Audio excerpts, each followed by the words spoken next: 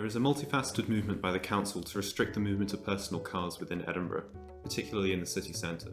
The justification is generally that the costs of driving, e.g. air and noise pollution, inefficient use of space, safety, outweigh the benefits. Regarding your thoughts about driving in cities, do you agree with this attitude? Probably I would say in general no. So I'm not aware of specific information that the issues with driving are outweighed by any risks. I think driving and cars and cities in my view are made for people to be moving around all the time quite freely. It's a very dynamic, changing sort of landscape environment. Cars, our society has been developed with cars, and I think the vast majority of people move around, certainly in Edinburgh, using cars, and it helps them with their social lives, with their family lives, with their businesses. So on the whole, I am very keen that people should be allowed the freedom to move around the city however they choose. If it's by car, then by car. If it's bicycle, by bicycle. If it's public transport, then by public transport. So I'm very much in favour of giving people choices and the options, and that they should be allowed to do what they like. Having said that, I am very happy and very keen to promote alternative forms of travel. So I do like the idea of people not driving, not using their cars as much. I really do like the idea of promoting cycling, of promoting public transport and walking. So, and I've been doing that myself. I try to get around the place on my council duties by bicycle. We had 2 cars as a family, so we've just ditched 1 car. On the whole, because the low emission zone is coming in just across here soon, and the car didn't qualify to drive in there, to my great annoyance, because I'd kept this car, but it was 20 years old, and I'd kept it thinking that I will just use 1 car and I will keep it for maybe the rest of my life. So I was a bit annoyed that I was kind of being forced to sell it. But now that we have sold it, I've decided for now anyway not to replace it. So I'm now using a Enterprise City Car Club, seeing how that goes. But the whole idea is really to try and see if I can reduce our car usage. Do we really need 2 cars, or can we get by with 1? Do you think that the current street design of the Marchmont area serves local residents optimally? If not, then what would you change? Yeah, I think it does. So I've lived in Marchmont for 14 years. I think it's a great place to live. It's not what I would call high density living, so it is mostly tenements, but they're not very, very tall, high-rise flats. I think it's got beautiful architecture. I think the way it has been planned has got a certain character, and it's a part of a conservation area, so it has that certain character which I really enjoy. And I think the street design and the buildings, they go together. I think I like it. I think it's very well designed. Do you think that the proportion of the street which is dedicated to car parking should reflect the proportion of residents who own cars? So, interesting question. So I'm not really sure. I think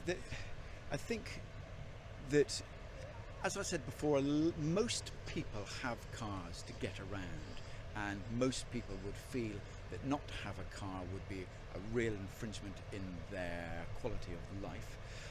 I don't have a problem with the amount of space that is dedicated to cars. I don't find it is too much. But then I suppose ever since I've been here, it's been like that. I haven't really noticed anything different. I think one thing I do find interesting is my mother-in-law, who is in a local dementia care home. And I go and I walk and I collect her, and I bring her back to the flat sometimes, and she comments almost every single time about the number of cars, how surprised she is at the number of cars on the street. So she has got fairly severe Alzheimer's, so she lives in about a 10-second window, doesn't really know where she is, doesn't know what city she is. But I do find it interesting that she looks around, probably maybe thinking about when she was young, 60 years ago, and thinks that there's a lot more. Is very surprised at the amount of cars on the road. It doesn't bother me at all.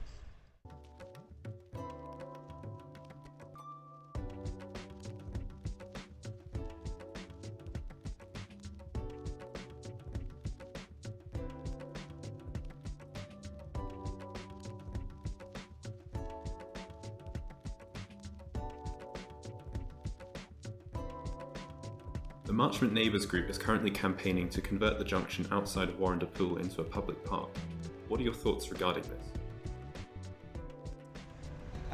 So I wasn't aware of that, so I'm not the local councillor for this ward, so I'll say that to start with. So I wasn't aware that there was a campaign to do that. What are my thoughts? Interesting idea is my initial thought. I wonder, I suppose I would ask myself why. At the moment, I've been a councillor for a year. One of the big issues that we've found is council resources. So they're very stretched. Money is one issue, and also time. The time of the council officers is really, really stretched. So one of the things I'm doing is trying to hone and focus my projects. What am I trying to get involved in, and what do I think the council should be doing? So that wouldn't be in my target. I wouldn't think, right, one thing that we need to do is to change that area into a park. I think around here, very particularly, we do very well with parks. We've got the meadows, we've got the play park there, we've got the tennis courts, we've got the links as well, there's the cemetery. There are a lot of good places to kind of play and walk for adults, for children as well. So I would have thought that trying to transform that area in front of the swimming pool would divert resources from other areas. I do think it would be much more important, and I'm not convinced that there would be a huge societal benefit or community benefit from doing that. There is currently a waiting list for the bicycle hangars, yet no waiting list for residents' parking permits. Should this be addressed? Yep, I think so, but I would say I don't like this pitching car drivers against cyclists. And I'd said this, I'm a member of the Transport Committee in the Council, and I had raised this issue very specifically about the bike hangers, but it was about charging scales. How much do you charge them? And people say, well, we should make it cheaper to have a bike than to have a car. Now, in principle, I would agree with that, but I don't like the way that it has been used and phrased and been brought into the debate. It's car drivers versus cyclists. So I sat in the Transport Committee where we were debating this, and I'm very pro getting more bicycle hangars. I think it's a great idea. I'm a councillor for Fountainbridge and Craiglockhart. Fountainbridge particularly has got a lot of tenement buildings there, and when I've been campaigning there delivering leaflets, you're going up 3 or 4 floors and you see people with their bikes outside a 3rd or 4th floor flat. So I have been pushing to try and get more bicycle hangars there. I think more bicycle hangars here in Marchmont would be a great idea.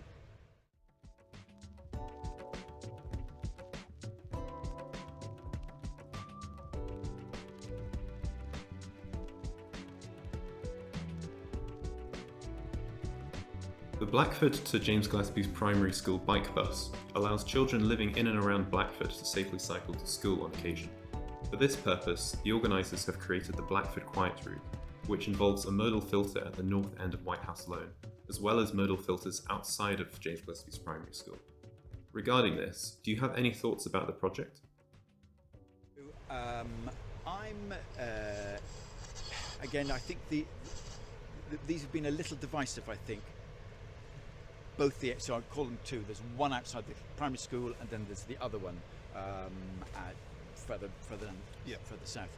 So the ones at the primary school, even that has been slightly divisive. So I was walking down the street and I was talking to the lollipop lady just after it had been put in place, and a couple of residents came up to me and we were talking about it and voiced their concern, didn't like them. I happen to be to like the ones outside the primary school. Now maybe that's because my children both attended the primary school, and I'm aware that the school is very tight for space, a bit like Sheen's primary school is, and they have sort of spilled out their playground onto the road. So I'm fairly supportive of that. I think it's great for the children to be able to get onto the links freely straight across. I don't think it has caused too much disruption to people trying to get about town, that they can't get through there. It is a little bit of inconvenience to some people. The other one, I don't get it. I'm not really quite sure. I don't think that that is going to be a busy through road once you've blocked off the one at James Gillespie's primary school. So I'm not that keen on that one. I don't really see that there's a great deal of benefit from that. So I would like to see that removed. Do you think that the decision to insert modal filters onto certain streets should be determined via local referenda or by traffic engineers?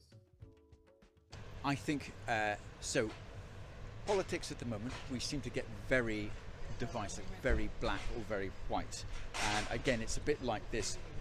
Is it good for car drivers or is it good for cyclists? And actually, there should be a balance. So that is a word that I have used a lot since becoming a councillor, is balance. And I try to get a balance of everything. You can't please all the people all of the time, but you can try and get a balance so that you're not annoying that many or annoying as few people as possible. And when it comes to engineers or referenda, I don't think it should be dictated by either. I think you should look at both of them, do both of them, have consultations, have professional road engineers, as you might call them. I'm not quite sure what they would be, but council officers who know their business. And then you have councillors in the middle who might represent a general view of their voters. And between those three, the idea would be to get a sensible and pragmatic decision that isn't dictated by one or the other. And for a lot of decisions that have been coming across the Transport Committee's desk, there has also been this discussion about whether the consultations should be referendum or not. And there have been a lot of consultations where local residents have very firmly said, we do not like this idea. And when I say very firmly, somewhere 70% plus of the respondents have said, we don't want this.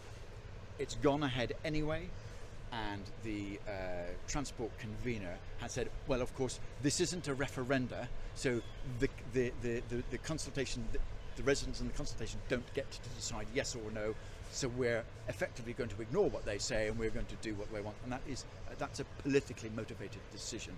And I don't like that when it happens, when it is very firmly going against the views of local residents. But on the whole, I think there should be a good balance there. People come up with good ideas that might help, that road engineers, as you call them, can model. If we close this road, if we put in a modal filter, what are the effects going to be on traffic flows, and then what are the effects going to be on local residents? How inconvenienced might they or might they not be? And then all of that needs to be discussed, debated, taken into account for a good pragmatic decision.